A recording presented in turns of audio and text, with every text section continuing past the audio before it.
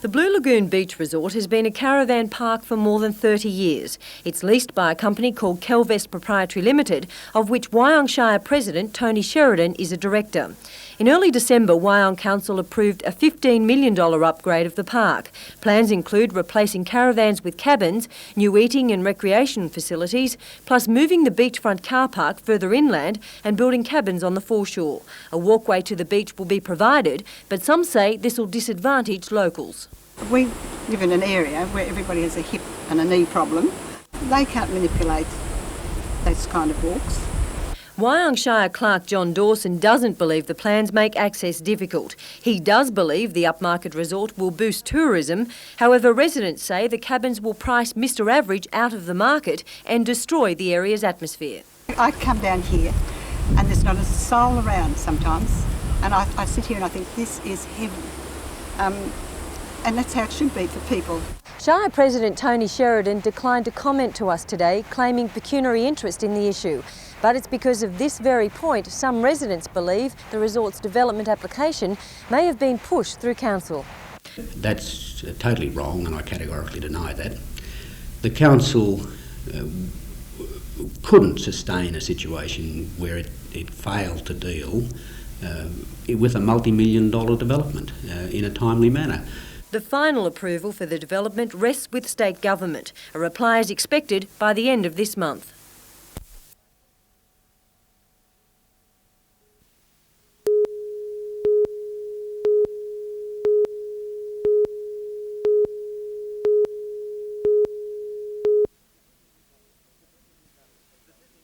As the Sydney-Newcastle Freeway nears completion, anger is growing that federal and state authorities still do not have a plan for how the multi-lane road will link with the New England and Pacific highways.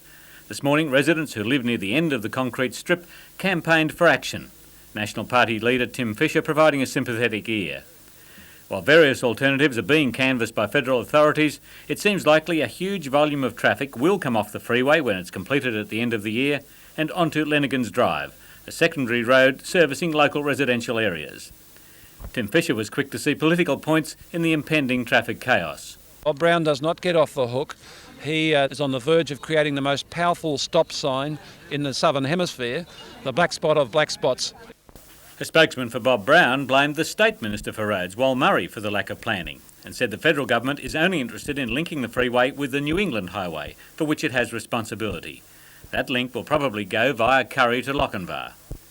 Meanwhile, it seems in the foreseeable future, all Pacific Highway traffic will end up at a stop sign at the intersection with John Renshaw Drive, even though Bob Brown promised a $17 million flyover would be built in time for the freeway's completion. We need to have that completed at the end of 1993, when we will have completed the national highway from Sydney right through to Beresfield. The intersection with the John Renshaw Drive is bad enough now, but it's incomprehensible that even in the short term, a national freeway could end at a stop sign. But it does mean our ministers responsible for roads, both federal and state, are heading us down the track towards what could be this country's most dangerous intersection. Jim Sullivan, NBN News.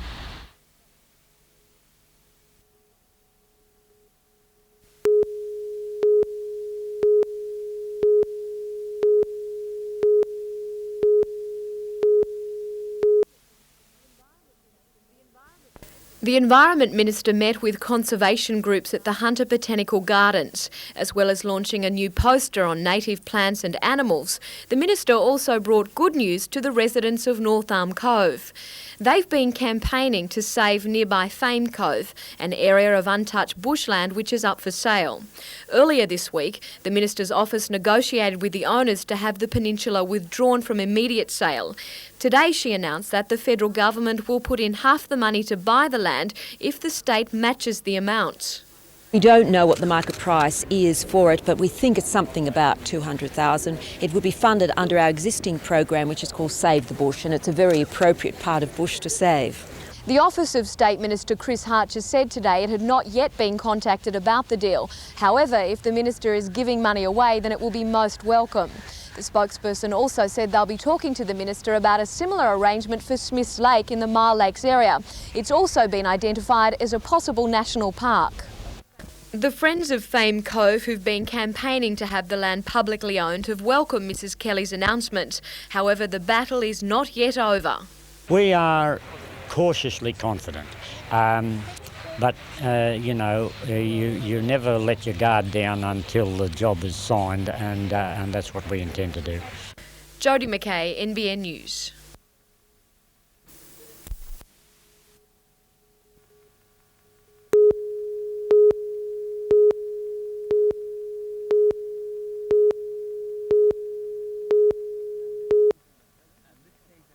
And this gave him a great feeling of power and control, knowing that he was in charge of his life and feeling so strong and sure and confident and comfortable about himself, he would go to sleep happy that this day had been good for him. From simple words come profound meaning, conjured up by Pat O'Neill.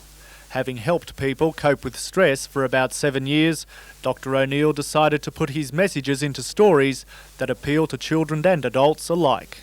I'd been moving towards it for a while, finding that my best way of helping people was not by logical talking, but with little stories that appeal suddenly to the unconscious. The unconscious is where the little person lives in all of us, according to Dr. O'Neill, and we should be listening to its voice. I think sometimes we spend too much time in logical thought saying, I ought to do this and I should do that, rather than listening to the inner person who knows inside what is right to do. No matter what age the reader is, Dr. O'Neill hopes his book brings about one thing: change. I believe all of us who read this and learn from these stories are going to become more empowered, more whole, more comfortable as people. Scott Bevan, NBN News.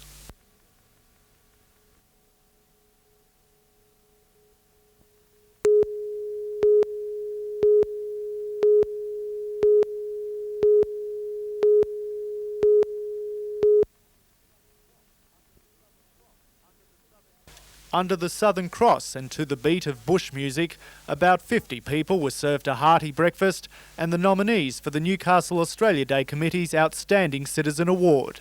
This year the award has gone to Elsie Shillingford, who's helped out everyone from the scouting movement to the Smith family for more than 3 decades. I never expected anything like this. I just was always wanted to be entailed with things, doing things, and being with people and all that sort of thing. The Outstanding Sportspersons Award went to tennis ace Rachel McQuillan, who was unable to attend.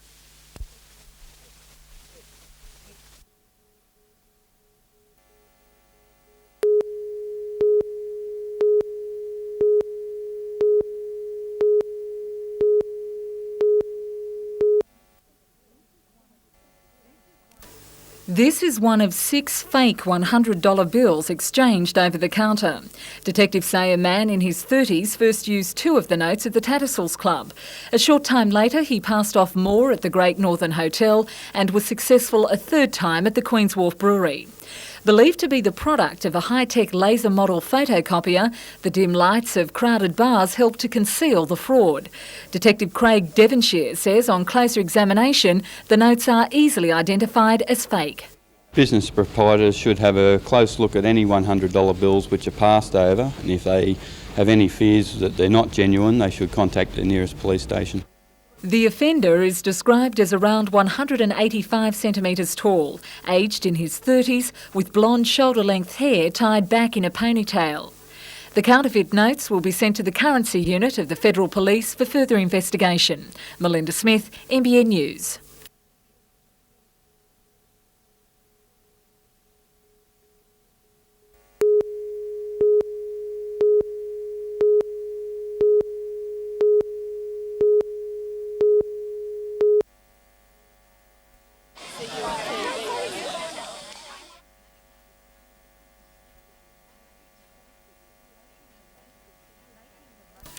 Making the most of the sunshine, families gathered for the Koalas Picnic at Blackbutt Reserve.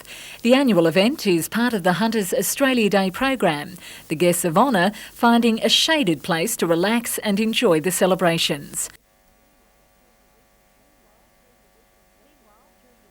Meanwhile, during a weekend breakfast ceremony, Newcastle's Australia Day Committee announced its Outstanding Citizen Award.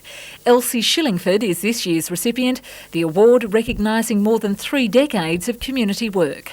I never expected anything like this. I just was always wanted to be entailed with things, doing things, and being with people and all that sort of thing. Although unable to attend, the Outstanding Sportsperson Award went to tennis ace Rachel McQuillan. Melinda Smith, NBN News.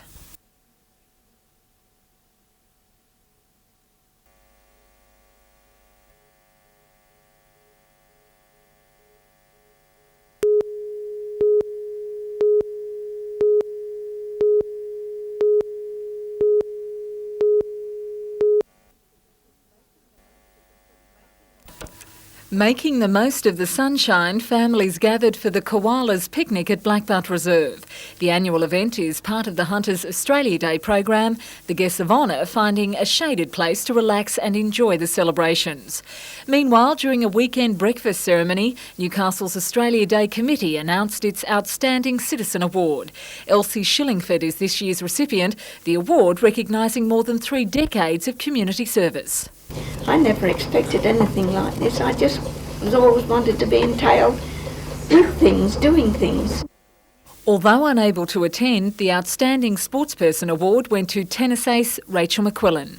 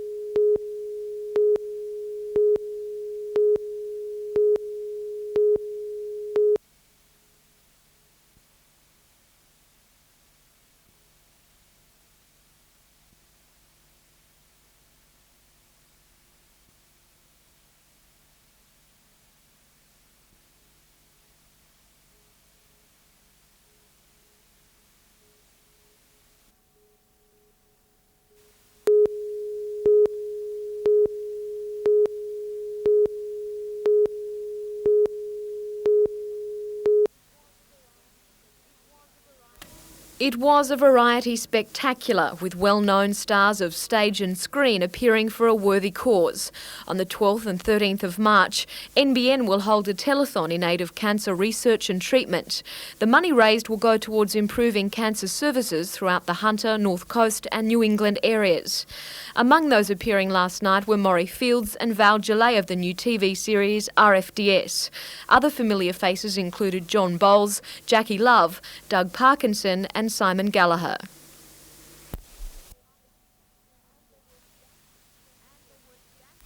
And there were the dancers from New York Boutique.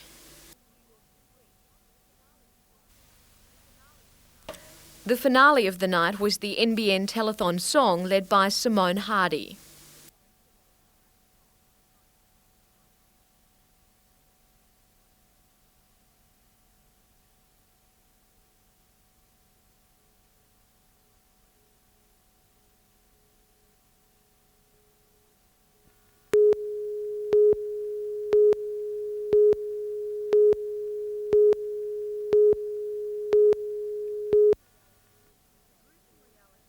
The gruesome reality brought home by the weekend's murder of a taxi driver in Sydney is that drivers are vulnerable to confrontation, violent or otherwise. Reported attacks in Newcastle aren't as high as those in the metropolitan area, but it's felt that's no reason for complacency. There's probably an attack every week here that I hear of. Of course, we haven't had any murders yet. No, we haven't hardly any safety devices. I think there should need something to be done to it, I reckon, yes. Jim Todd Hunter from the Newcastle Taxi Co-op says there are no plans to increase safety equipment. All local cars are now fitted with a discrete alarm system, which Mr Todd Hunter says has been proven as one of the most effective protection devices available. The alarm system is activated by a switch in the taxi. The switch does two things. It sends an alarm indication to the operator in the dispatch room, also opens a hidden microphone which allows the dispatcher to monitor the situation. Once the driver's location is determined, other cars are sent to help. But as for adding the plastic protection guards which divide driver and passenger... Statistics have shown that these screens promote aggression towards drivers. It's believed safety devices like an alarm system are not an ultimate protection. A driver's attitude can play a major role in helping to diffuse a tense situation. Driver attitude can turn an aggressive drunk into a happy passenger, provided that the driver doesn't sort of meet aggression with aggression. Catherine Lamond, NBN News.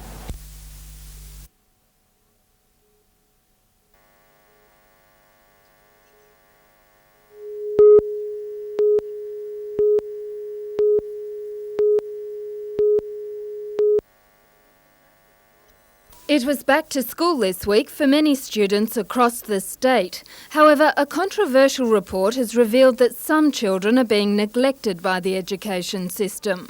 Up to 25% of primary school children go on to high school without being able to read or write adequately. The Joint Parliamentary Committee report examines how children with literacy problems are identified and what's being done to help them. The investigating committee says every Australian should be able to read and write English. It recommends that primary schools receive more funding from both the Commonwealth and state governments during the next 3 years. The committee suggests that the federal government investigate the benefits of allowing teachers to specialise in this field.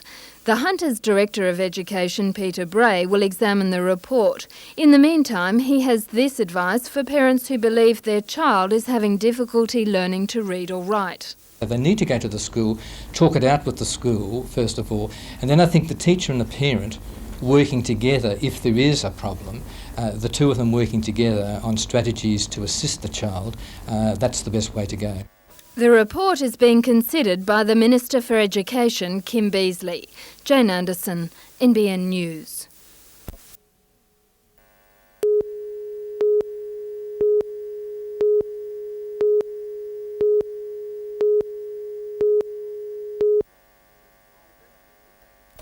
If anything can make a drinker cry into his beer, it's a price rise. And some teary beers can be expected at the end of this week. Due to the breweries raising their prices, drinkers can expect to pay up to 5 cents more for a middy, and for a schooner, up to 10 cents more. That means a middy will cost about $1.65, a schooner $2.25. The Prices Surveillance Authority has approved the increases after reviewing the brewers' costs and finding they're paying more for promotion and raw materials. But as far as the drinkers are concerned, the only thing that is raw is them having to swallow the price jump. Not impressed, mate, not impressed at all. You know, taking off the small man's luxury, mate. The Australian Hotels Association is equally unimpressed with the breweries because the national inflation rate is currently only 0.3%. I think it's a rather cynical increase, as have been the last two brewery increases when the government has announced that there would be no price increase due to inflation. The AHA says many hoteliers are concerned about passing on the increases to their customers because in these hard economic times, their market is already drying up. Scott Bevan, NBN News.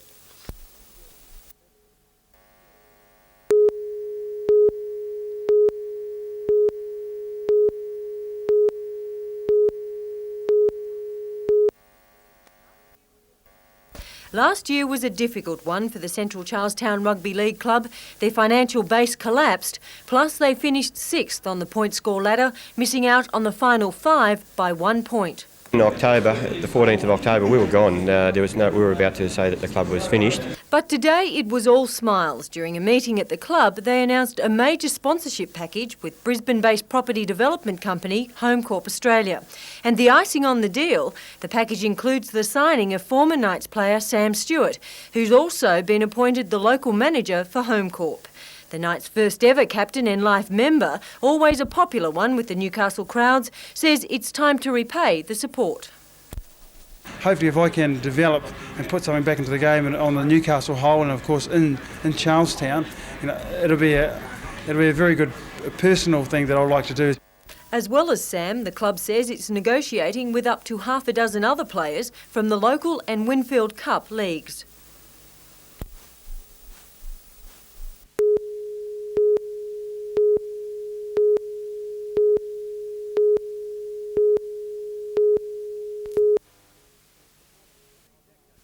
For more than 3 decades, the former Pelham colliery near Kurri Kurri has been idle. But Cessnock Mayor Marie Callaghan and the United Mine Workers Federation have plans to bring the colliery to life again, not with the industrial clatter of coal being extracted, but with the chatter of excited tourists.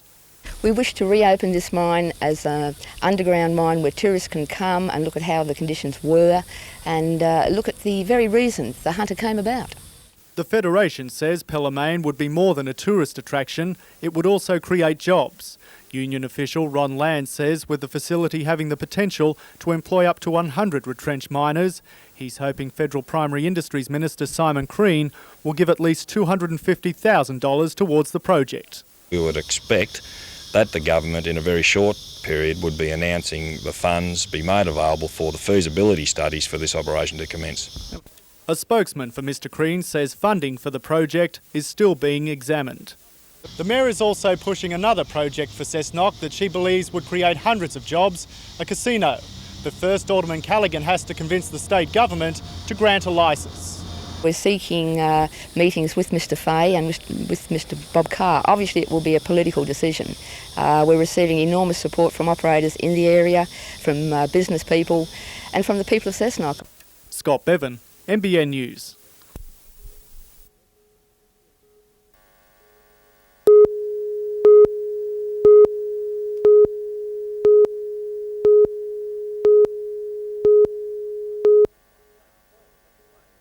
Day 4 of the heatwave, and by now most people have the right idea, the beach or the pool. But for those who aren't so mobile, like the very young and the very old, the elevated temperature is presenting some problems. Wear loose fitting clothes, arrange for a fan in the room if that's feasible, or even an air conditioner if that's possible in some cases. And also to avoid, I think, being in places where you've got a lot of buildings that are reflecting heat.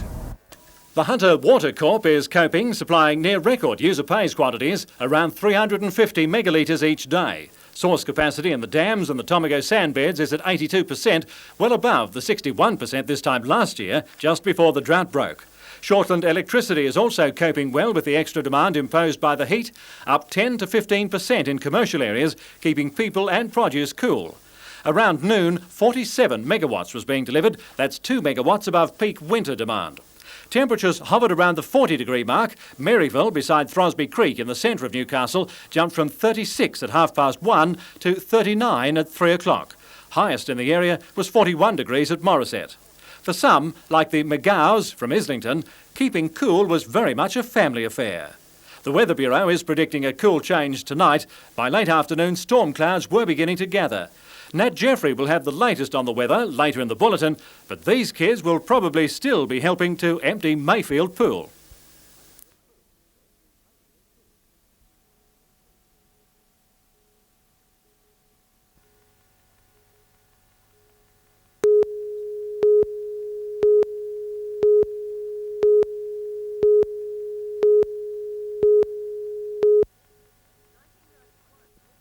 1991 Sevens champs, the Newcastle Knights, were also going through their final paces this afternoon with a light training session in the searing 37-degree heat. During the session, Michael Hagan and Lockmark Glanville were given the all-clear to play, Mark Sargent named as a replacement for the injured Matthew Rodwell. The Knights Sevens record is solid, finishing first in 91 and third last year, and this weekend they're taking the defence of this reputation very seriously. Because a mistake in the sevens means the opposition are either going to score a try or bomb one. And it's a very disciplined game, even though it's got a very open format.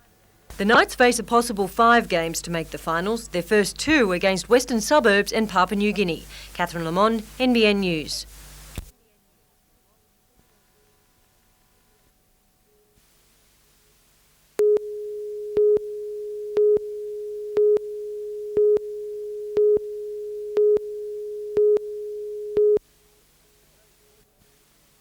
Today's Working Bee was part of an ongoing program that began in October to provide feed trees and shelter for koalas and other wildlife. 150 trees were planted, all of them funded by a donation system sponsored by the Coffs Harbour Zoo. The land on the outskirts of Coffs is owned by the City Council. The idea is to give koalas in Tamina and Baildon greater access to habitat areas. Always hope for one tree for one person for every tree, and we've got 150 trees. We've got about 30 people here so far.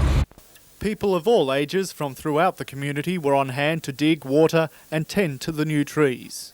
It's terrific. It's ongoing and we've got community support. It can't be an ongoing project if the community aren't supporting it.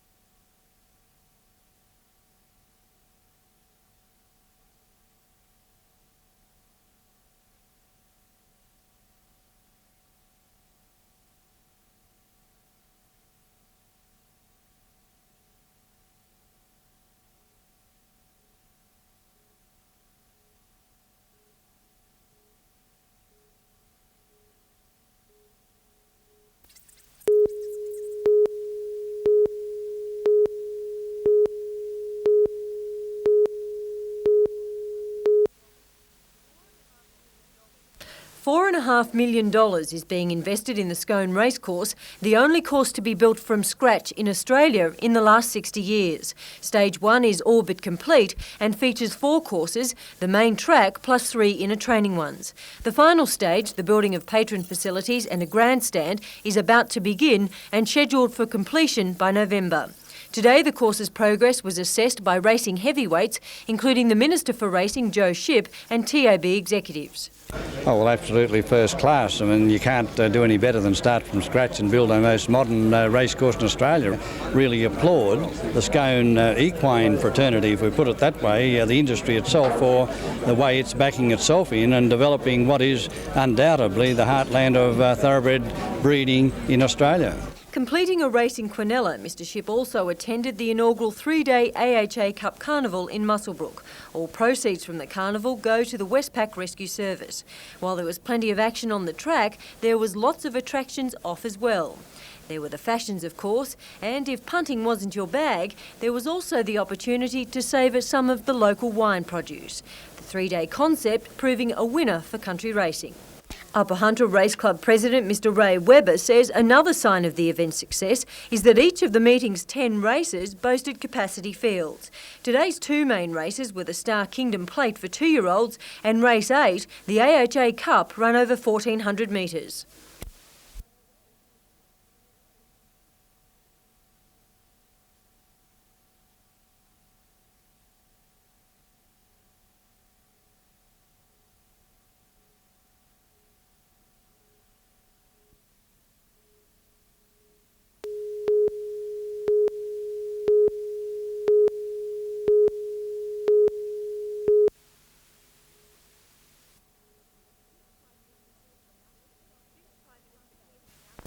Since Prime Minister Keating announced the election date on Sunday, electoral offices around the country have been flooded with inquiries. Voters have until 6 p.m. on Monday to enrol. You can do that by simply filling out a green enrolment form, which can be obtained from post offices or electoral offices. By Monday evening, 500,000 of these forms will have been lodged with the Australian Electoral Commission. 70% of those will have been by people who've changed their address. School leavers who've turned 18 years of age or people who've become naturalised Australians also need to enrol. If you're not enrolled to vote, you can be penalised. There is a penalty of $50 for people who don't enrol, but that's imposed in those cases where we need to prosecute people to get them to enrol. In January last year, electoral boundaries were changed. That too is causing some confusion. One thing that our electors need to be aware of is that they do not have to re-enrol simply because they are now in a different electoral division. The electoral records were automatically changed following the redistribution to reflect the new electoral boundaries. If you have any questions on enrolling to vote, contact your local electoral office. Jodie McKay, NBN News.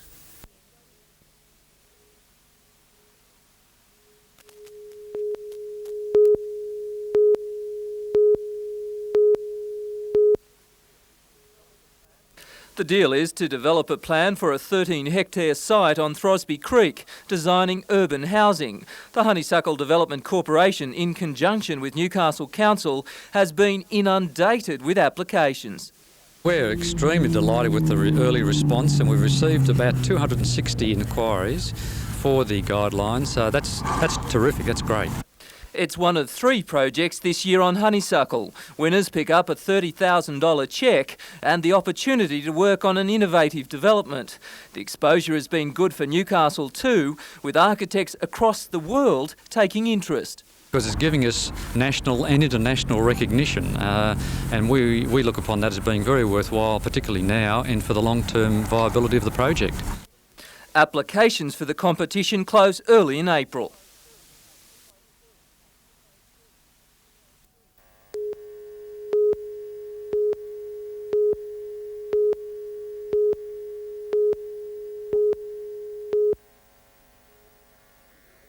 Having Knights back Robbie O'Davis and Canberra second rower Brett Hetherington at school proved a special treat for Medford public students. After a few quick words of footballing wisdom, it was outdoors and on to the practical side of the game. 22-year-old Hetherington is still recovering from shoulder surgery and will miss next Wednesday's game, but he says the Raiders are ready. They're all injury-free except for Bradley Clyde. I think Laurie Daly's playing, Gary Belcher, and we're looking forward to a big game from all the internationals. What about some imports? Well, the newcomers are John Lomax and Quentin Ponga. They're going along very well. Robbie O'Davis injured his right quadricep during last Friday's Sevens game against Western Suburbs. It's still doubtful if he'll start on Wednesday. I'd like to feel I'm pretty confident to play in the match, but at the moment I'm 50-50 chance of getting there, and if I'm all right by this Monday, I'll definitely play the game. Knights coach David Wade has named a squad for the Challenge Cup clash. O'Davis and Matthew Rodwell included, but still on the injury list. There's 5 reserves, 1 is to be omitted. The squad is to be finalised next Monday. Catherine Lamond, NBN News.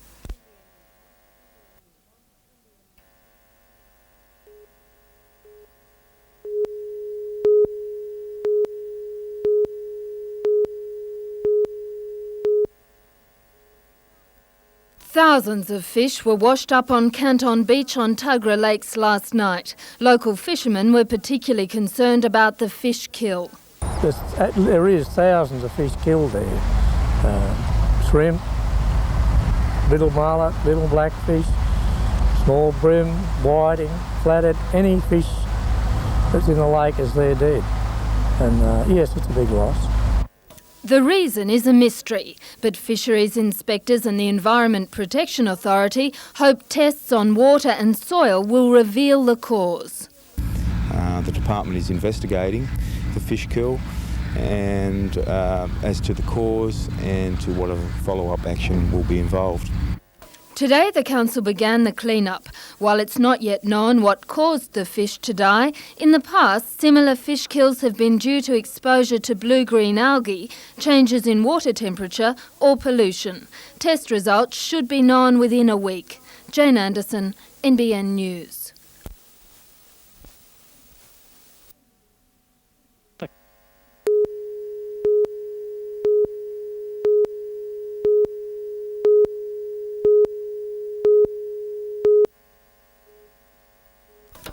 Located in the heart of the Callaghan campus, the Chancellery building is the major administration centre. Inside, various departments are housed under the one roof. The feedback recently has been everyone's very happy with it, they work well, there's interaction between divisions now that didn't occur before. Outside, extensive landscaping helped the complex to take out the Alfred Sharp Merit Award for Excellence in Design, a water sculpture created by Vlase Nikolewski, a prominent feature. The honour of officially opening the new building went to retiring Vice-Chancellor Keith Morgan.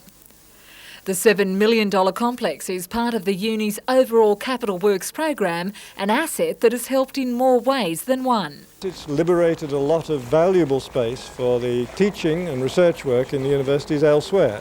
The shape of the university has changed over the years, and we need the space in the Hunter Building and Macmullen Building for academic functions.